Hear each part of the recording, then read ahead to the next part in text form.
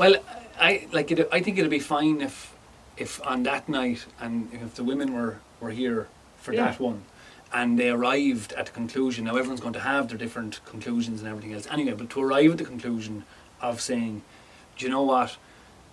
Figure this out yourselves, because maybe that's the hard medicine we need. Maybe we do need to figure it out ourselves. Now that's just a possibility. Like maybe it's better for us if we do find it out for ourselves. Yeah, As yeah, opposed yeah. to, do you know, as Well, opposed to this feeling of, oh geez, we have to bail you out or we have to help you. I know. again. Well, I would go against that really. You know, that idea of being dependent on being bailed out as such. You know. Yeah. There's no doubt, but you know, the solutions to things are within people themselves. But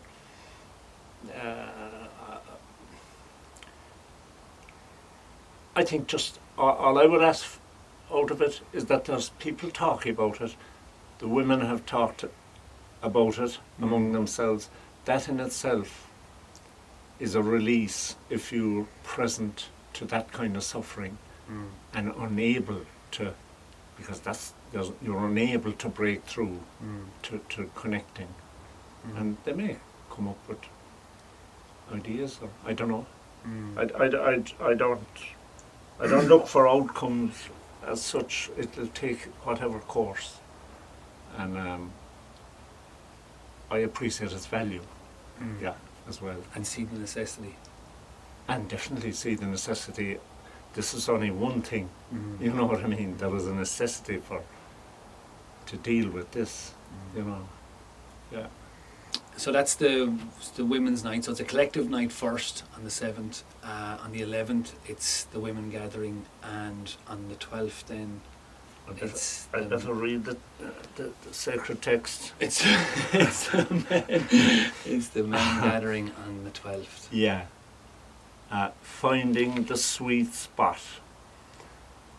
An evening of sexual reclamation for men to outgrow both puritanical and pornographic conditioning. And that's on Saturday, the 12th of August. Okay. So that's big. That's another big. Another big title. There's a fair bit in that, yeah. Yeah. I suppose Yeah. the puritanical is probably less influential in the light of day, like in this kind of the clearer picture of our today. But Yes. it's in the it's in the conditioning, like it's deep I within think us. it's there. And I was even thinking about this, which is this probably a bit too bloody philosophical or something, but you know, the puritanical and pornographic actually go together in a way, because the puritanical, which restricts and confines how a man expresses himself, the outlet out of puritanical could be into pornography in its most basic form, or its most like magazines under the counter, which would have been the way in my youth, like that. But I was thinking, I thought the direction you're going with, and I was well, I don't know what it'll go on.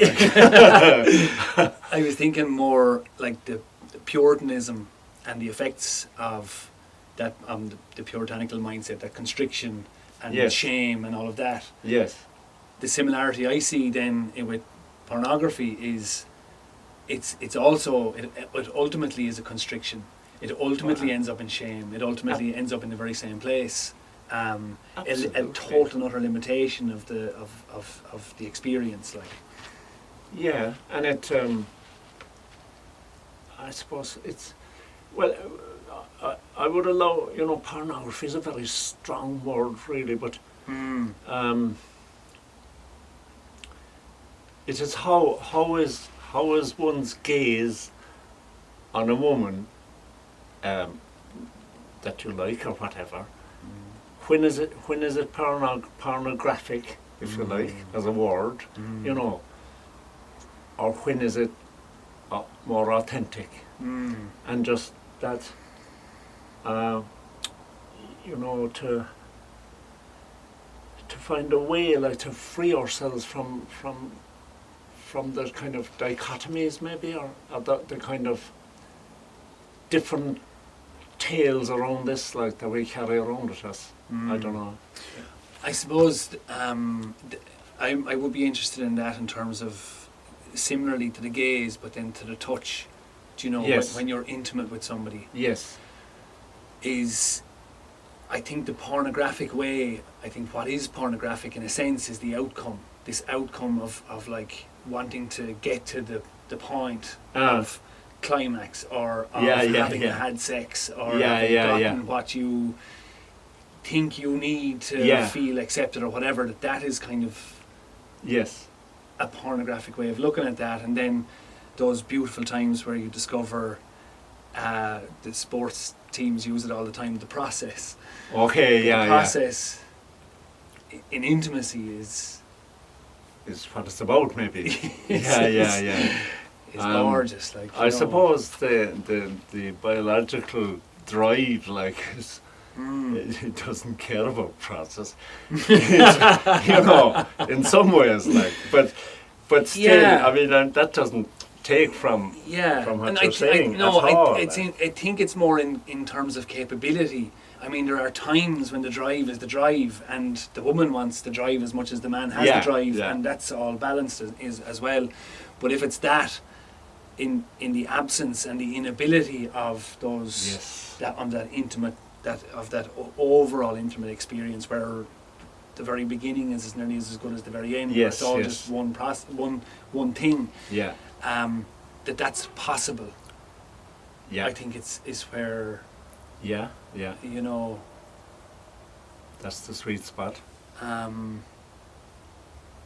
It's like we reveal more about our own stuff, like, when you start talking about it, and this is why it's important, because once we start talking, every word that comes out, I feel, reveals my own personal twists and turns in myself, you know, that around the whole topic, like and we don't talk about it, like, we men don't talk among each other very much, I don't think. It's unpracticed, for sure. It's unpracticed. Like, you know, because my feeling it would be to protect something. Before even getting close to the thing that might reveal. The feeling of protection comes in, and so I think if we had more experience of just chatting about these things, then that reveal comes closer and closer to the moment of actual reveal, and you can kind of move there more freely, as opposed to holding and stuttering and not being fully. And we're competitive as well, like, that's part of the drive, like, that's it, right? That's in the. That's one of the ingredients. And when you're competitive, you don't start revealing the little things that haven't 100%, or you might perceive, or whatever. That's I think there's a lot in that. And how, like, I've been considering a lot the how counterintuitive wisdom is, in a sense. So on a very basic level, for me, that's like, to win in hurling, you have to let go of the idea of winning. It seems like the opposite thing. The double thing. Yes, absolutely. And I keep coming across these things the more I in all listen different to the areas. Listen in the right places. And there's something in that there as well of, we're competitive, and so we keep it, but then we've less to offer. And so, but then maybe in the high street, we pretend like we have loads to offer. But actually, there's that brokenness that comes from unstunted or stunted projection or expression, for sure.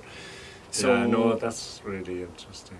Because the idea, like, if its flow is what I'm looking at here, and I'm thinking of a game, like, I mean, the the real joy of a game, hurling or some hurling, say in particular, is when you get this kind of flow, like you just feel, whoa, and it's like there's magic after coming into the whole thing.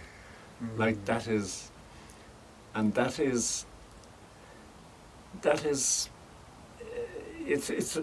what you're talking about, really. You know, I think it's what you're talking about, is that when it rises up to that level and it flows, like, it's not about competition, it's not about besting necessarily, it's just that when that, and this is the joy of being in it.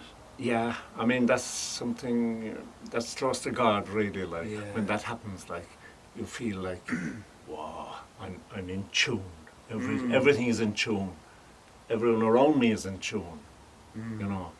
And It's like you either know what's going to happen, or you don't care what's going to happen because you know you can deal with it. It's one, and I'm not sure which one of those two things it is, because they're so ephemeral as ideas, kind of. Anyway, what's interesting listening to you talking about it is I've had, I'm sure you get it at times on the boats, like where you sink into this place of you're just in some kind of autopilot. It's not an autopilot, but some, you know, and I've had that on the field. But I'm very much in, even though I'm competing with different people, I'm very much in my own experience. Like I'm sailing around myself, and I can see what's going on, and I know at some level that I'm in total and utter joy.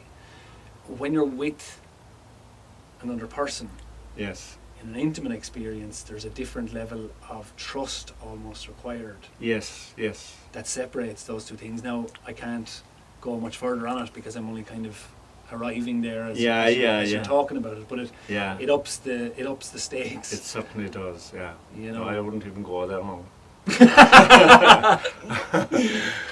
Maybe you will when Eliza. But it's good though. Is, it's good when I hear. It's good to hear that. To hear that description. Because it's fine. You can easily think about it in a playing field. But there's a safety. Two people in an intimate relationship, I'd have to think about that a bit more, like, to just get the sweet spot. Oh, I'm like an advertising fella.